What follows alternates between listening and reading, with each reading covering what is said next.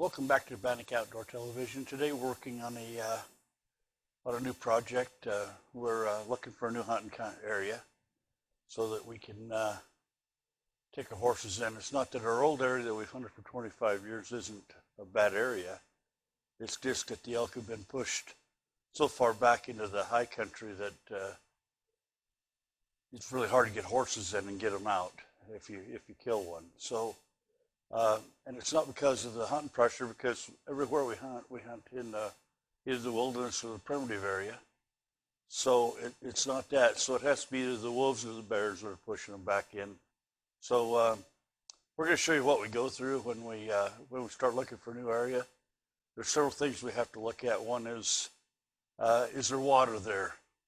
How good's the camping area? Is there enough? How tough is it going to be to get our stock in there? How tough is it going to be to get elk out once we get them down? There's a lot that goes into figuring out where you want to hunt, and especially in the wilderness or the primitive area. And that's what we've done all of our adult lives, is hunt those areas. So this should be a very good show. So Brad and Jason are going to going in, and they're just going to do one heck of a good job of finding us a place to hunt.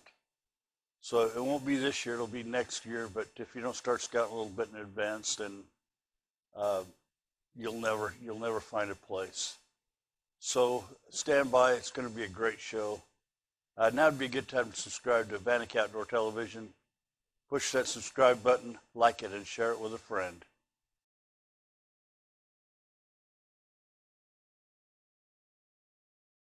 We're starting on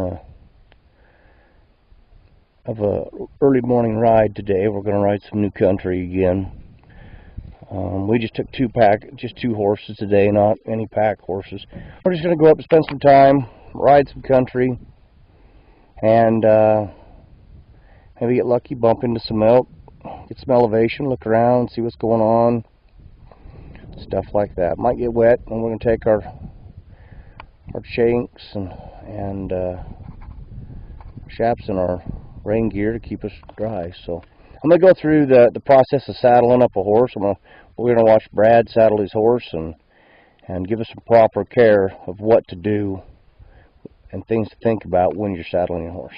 Dad, he's taking his curry comb and he's curry combing out his horse because horses roll in the dirt and the mess and the muck. And sometimes when that happens, they get stuff caught in their hair, and he brushes him out, so when he's riding his horse, none of that stuff will get up under the saddle and cause a sore, or in worst scenario, cause him to buck.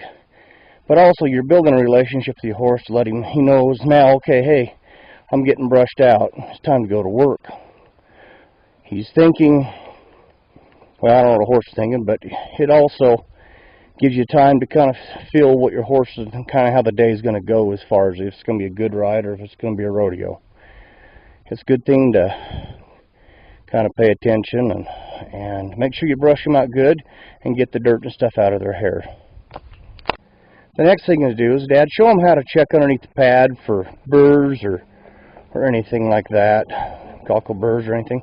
So before Dad throws his saddle pad up here, as you can see, he'll go through and he'll clean all the mud and stuff off and just kind of wipe the pad down here so he can use, because that's what's next to the horse, between you and the horse is that pad.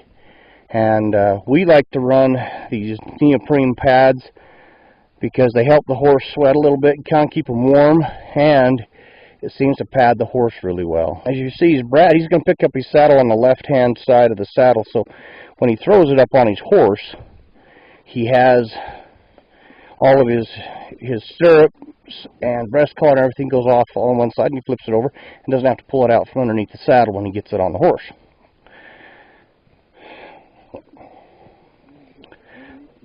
Now Brad, on this side, he's untacking his horse and getting his stuff off his saddle so he can get him saddled up. On the one side, he's dropping his belly cinch and rear cinch So right there, as you see how he does that, he kind of looks over things, make sure all his leather and all his gears where it needs to be for his horse. Sometimes when you're switching horses and stuff, you got to adjust everything for your horse. Brad's stirrups are adjusted for his saddle, for him, because that's the one he rides. So now Brad, he's cinching his belly cinch up. Now when he does his belly cinch, he doesn't go too tight. He'll cinch it up a little bit and then he'll stop. The horse knows it's on, but it's not enough to, it's not tight enough to ride. What he has to do is he'll get everything that's situated on the saddle the way he wants it, and then he'll let the horse, then he'll finish cinching the horse. Because the horse, when he goes to cinch him up, he likes to puff up a little bit because he doesn't want it tight on him. It's just what horses do. So it gives him an opportunity to get it halfway on and then finish cinching his saddle up. Right now he's doing his breast collar. Breast collar holds the saddle when you're riding hills from sliding back on your horse. And a crupper, which I'll show you here in just a second, is designed for when you're riding down the hill. Down the hill. It holds the saddle from sliding forward. And you can see it's just a crupper that runs around his tail and gets him done up. Now his horse is tacked up and ready to go. We stop for a minute, let the horses rest. We're investigating a new trail, but sometimes investigating a new trail becomes kind of a challenge because everything's new and you kind of learn that. You got to pay attention when you're cross country with your horses to make sure they don't get cut or hurt. If a horse stops, there's a reason why he's stopping. Pay attention to your horse. He'll kind of give you some heads up about things. If he's tired, if there's a stick in his way that you didn't see, or maybe it's not a good place to go. Sometimes them horses, they just know more than we do. So, yeah, suicide's wet too. We're working the horses pretty hard here, trying to gain some elevation, figure out where we got to go, but we're doing all right. So, it just takes time. This trail we're on probably hasn't been used in 20 years.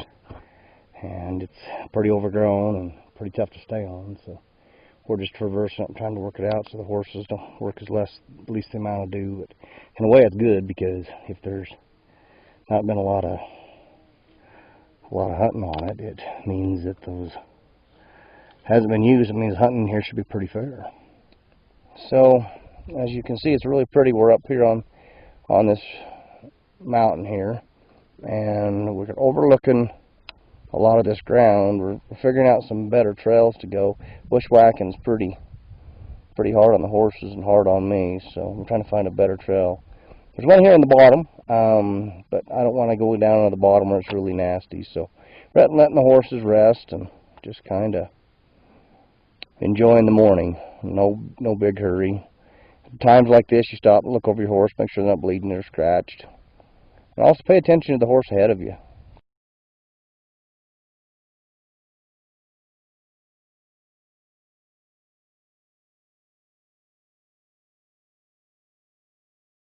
But the thing is you need to do this kind of riding if you're going to hunt on horses. It gets them in shape, and also you understand the lay of the land, so when you get game down, you know how to get them out.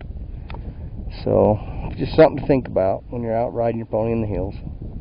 See, even sometimes when you're up looking for scouting for new country, you got to get off your horse, because the country you're riding is way too steep to be riding. So you're better off as a good horseman. You get in a spot like this, get off and do some walking. Okay, Jason is taking the saddle off. First thing he does is the crupper at the tail.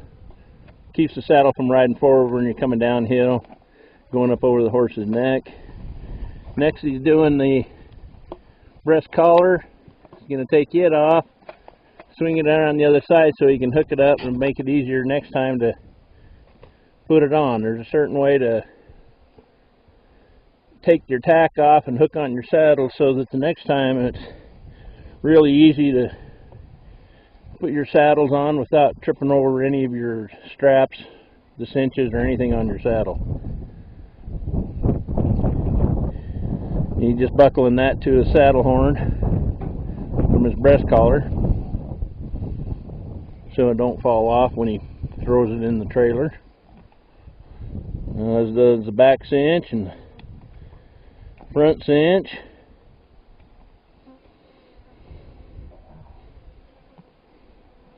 When we used to drive horses, we called this undressing them when we were taking all our harnesses off.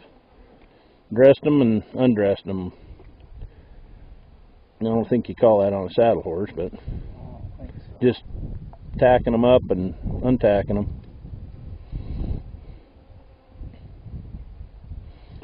So he just puts it in those rings and gets the straps how he wants them on this side. We'll go around here, and he takes those and hooks everything up so that the next time he goes to saddle, he just needs to grab his saddle and he'll be able to throw it on the horse without tripping on anything or having any problems or anything like that. So when he loads it up in the trailer, he's going to take it up in the front of the trailer and stand it on its nose on the end the horn is, so it don't rub. It was a pretty rough day for those two. They started early in the morning and worked all day at trying to find a new camping area, a new hunting area, and they did see some elk, which is positive. But a lot goes into setting up a new camp. You know, like I said, you have to have the water, you have to have the camping area. Do we have to level off a spot for the tents? How far is it from the trailhead? We want to make sure it's far enough that people can't walk in, but it's not too far that we can't get our stuff out if we have a heck of a winter storm roll in on us. So thank you for watching. That would be a good time to subscribe to Bannock Outdoor Television.